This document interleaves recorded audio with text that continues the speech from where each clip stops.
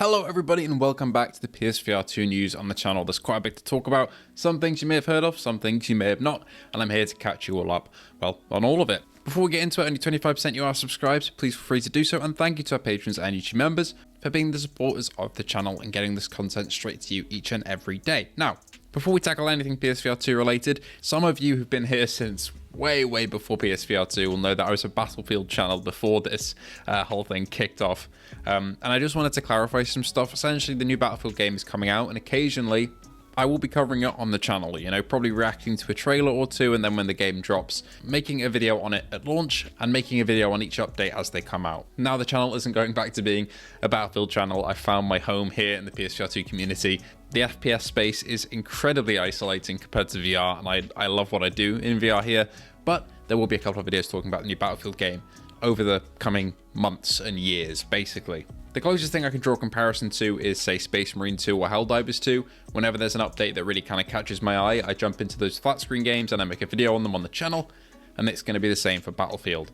I'm really excited to get back into the series again with the new game coming out, and it's actually today, at this exact time, where we learn something about the new Battlefield. But anyway, there's my excitement on that, gone out the way and kind of clearing up that that's going to become an additional to the flat screen games that we cover on the channel, but that's a long ways off. Just because the new cycle for that game is stirring up again, I thought it would be worth mentioning. Anyway, let's talk our first PSVR2 topic, which is Underdogs. Now, Underdogs is kind of like a mech brawler game which relies heavily on motion controls, and apparently it's really satisfying and crunchy on the gameplay side of things, and the pre-order for the PSVR2 version of this game is available on Amazon. Now, we knew this game was coming to PSVR2, but this kind of makes it feel a little bit more real and confirms there will be a physical version of the game, it seems, through the publisher that's making this game happen on PSVR2. Now, this is not indicative of a release date, and the reason for that is that you aren't being charged anything until the game actually ships. So it could be a situation like the newest Metroid game, where you'll be on pre-order for 7 years and then get refunded and nothing will happen.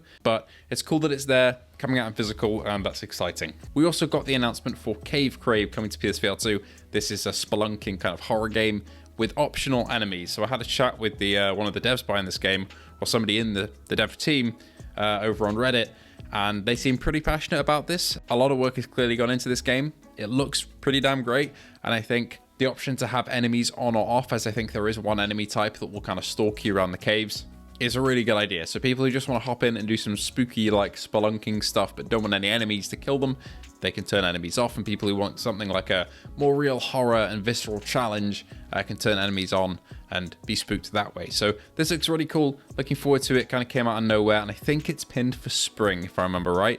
So hopefully not too long to wait until that one hits the headset. Next up, I do just want to clarify something. I had a comment the other day, and I, for the life of me, can't remember who it was, so I apologize for that. But somebody commented saying that the Wanderer, the fragments of fake keys are out already. And a couple people kind of liked and replied to that.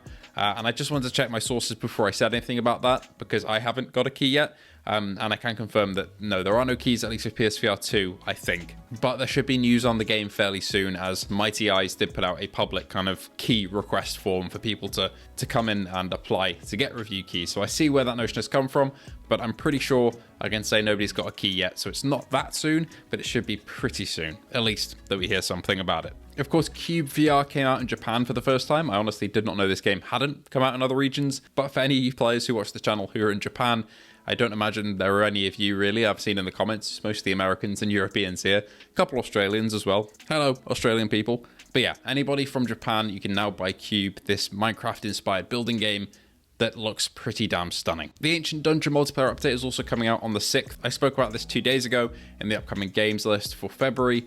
Essentially, I didn't know if I could say whether the update was coming out on the 6th in that video or not. Turned out I could, because the timing lined up, but I wasn't sure when I recorded that, so when it was all said and done, I didn't know.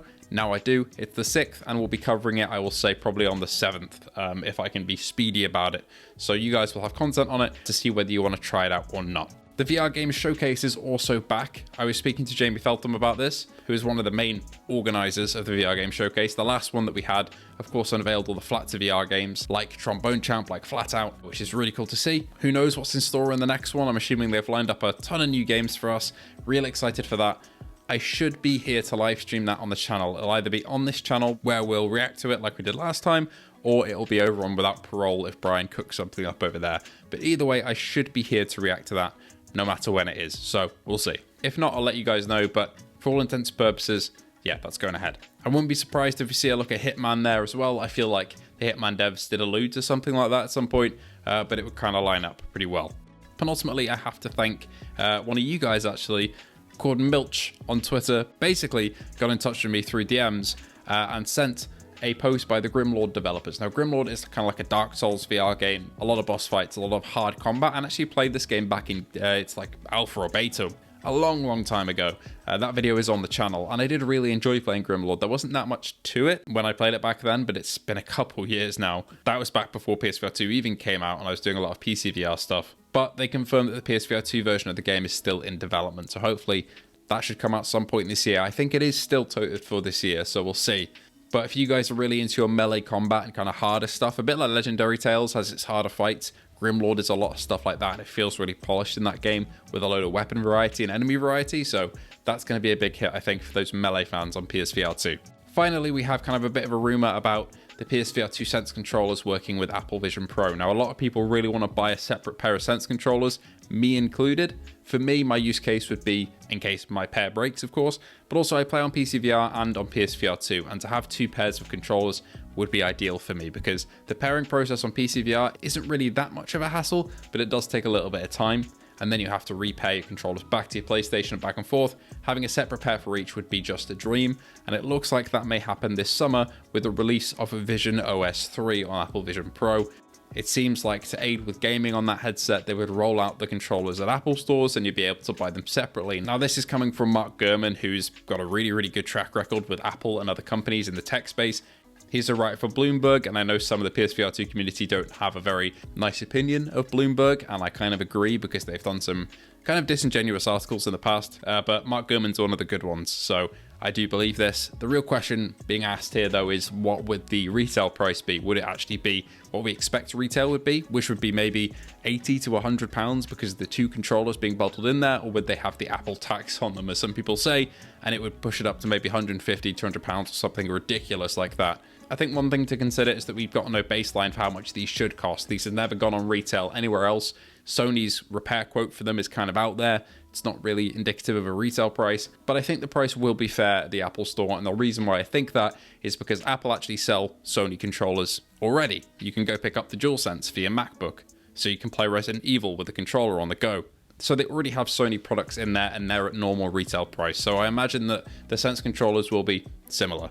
It's unclear whether other storefronts would also sell them, whether Sony would start selling them as well.